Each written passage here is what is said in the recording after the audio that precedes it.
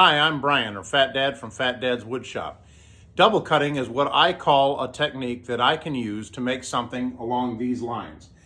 This is a pattern called drunken checkerboard, and I will show you how to do this. Fat Dad Woodshop. Now, this chessboard was seen in an earlier video where I put splines in the corners. And as you can probably see, this chessboard does not have straight lines in it. All of these are wavy. This pattern is called drunken chessboard. That's the only name I've ever seen on it, or drunken checkerboard. It's the only name I've ever seen on it on the internet. There's probably other names out there. But the way that something like this is made is by using what I call a double cut technique. Now, there's probably other names for that as well, but what you need to do is you need to take the two dissimilar woods that you want to use for your pattern, and you get two of them that are approximately the same size. They're very close to the same size, same thickness, same width and length, and you want them to be half as wide as they are long, so that when they go together, you get basically a square or whatever size you want to end up, because this doesn't necessarily have to be a checkerboard or a chessboard. This could be a fancy charcuterie board or whatever. Now, for the sake of simplicity for this video, I'm going to make all the cuts on this board with a table saw, and I'm going to do straight cuts. But as you can see in this video, or on this board, you don't have to do straight cuts with this. You can make wavy cuts, and one of the great parts about this technique is that you don't have to have hyper accurate tools in order to make something like this, because this double cut technique not only makes your pieces to the correct size, but it also self joints your joints so that you get nice tight joints even if you don't have hyper accurate equipment. And I will show you how this is done. Now, something I'm definitely going to clarify about my beginning blanks here is that they are thicker than my finished project is going to be, and the overall size is going to be bigger than the size that I'm going to end up, because I'm going to end up cutting more off of here before this particular project is done.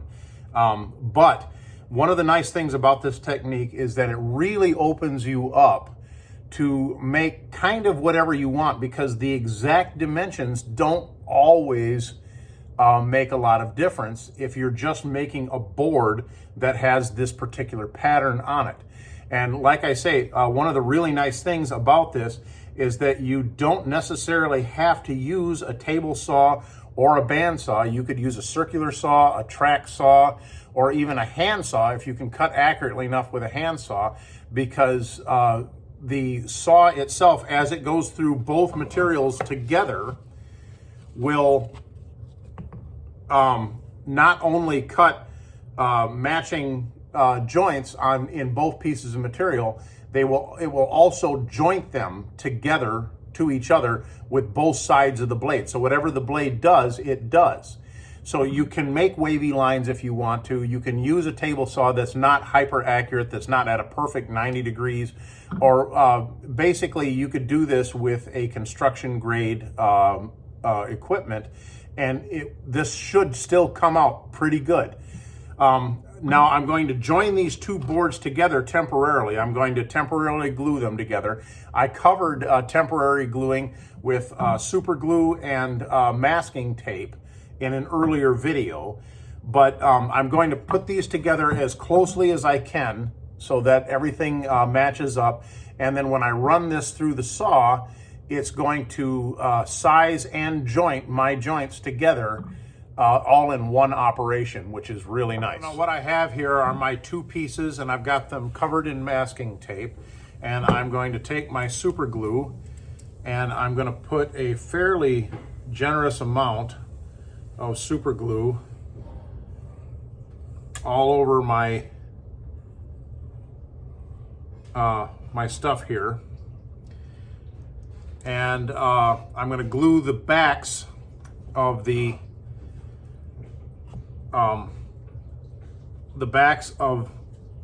tape together, and that will temporarily glue these two blanks together. And now that I've got my two blanks temporarily glued together, I'm going to cut this. I'm going to do this on the table saw. Now this can be done on the bandsaw if you want to, and if you want to put on wavy lines. But for this particular project, I'm doing straight lines, so I'm going to use the table saw. And I'm going to actually complicate this a little bit by adding a border. So I'm going to cut off 3 pieces off of this blank first, and those are going to be set aside, and those are going to be my border, and then I'm going to actually make the checkerboard out of the area that's in the middle, which brings about a very good point with this kind of technique. What you really want to make sure that you do is you want to make sure that you keep all of your pieces in order. So when you cut them, you place them back in the order that you cut them, so all of those jointed edges stay together, so you know what goes where. And so staying a little bit organized is a big part of this technique, but I think you'll be very happy with your finished results. Now, it is a very good idea to make sure that you have somebody with you to help keep these pieces in order as you cut them off. It just is one thing that takes off your plate that you don't have to think about.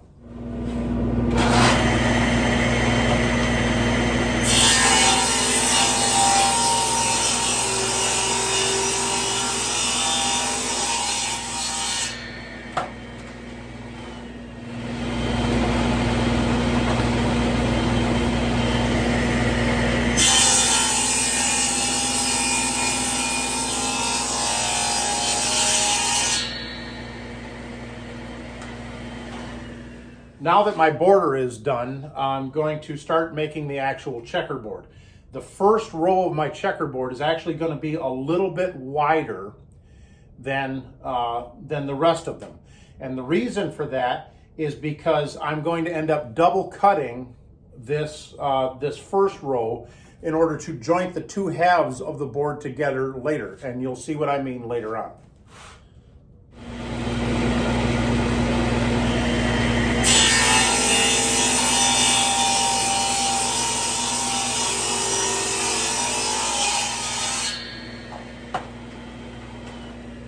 And the rest of these cuts for the checkerboard will be at the width that I want for the checkerboard pieces.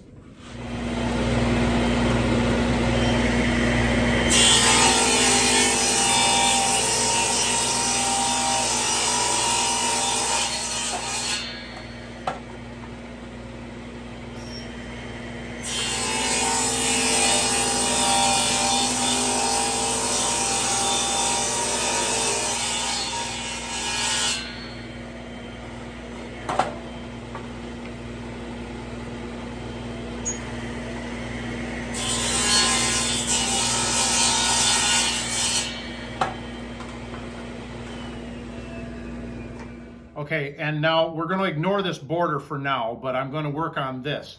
And what this is now you can take these and separate them like that.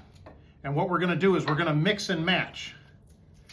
So I'm going to take these pieces and flip them around, and these will joint up perfectly with their corresponding piece. And then I'll have 2 separate panels that I can glue together, and it'll be dark light, and then that'll be done.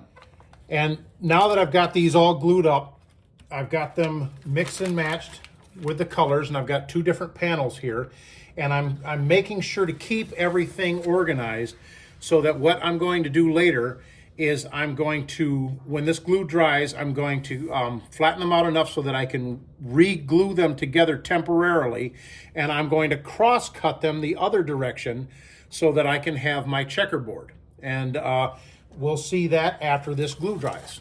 Okay, so I've got my 2 blanks. They are, the glue is dried, and I've temporarily glued them back together in the same orientation that they were in before. And now I'm going to cross-cut these to the size that I want.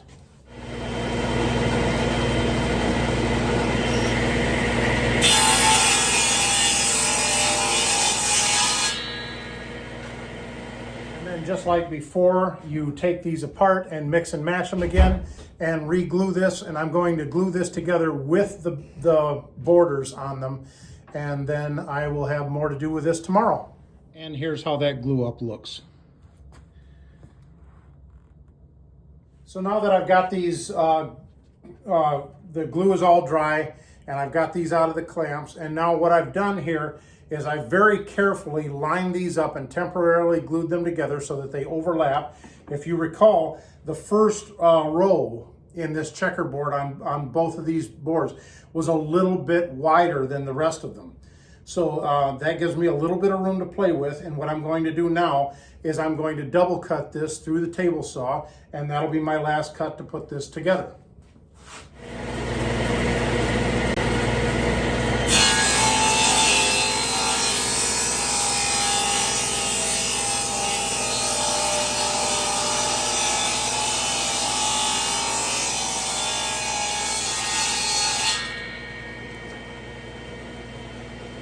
Now there's still quite a bit to do on this board, but that's all I'm going to really show you for this technique. As you can see, these joints are nice and tight, and the quality of the saw really doesn't have a lot of bearing on that.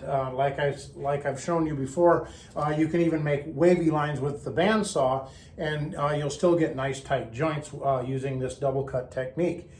So if you've ever wanted to make a chessboard and you weren't sure if your tools were good enough to do it, now you know that with the right technique, it doesn't matter.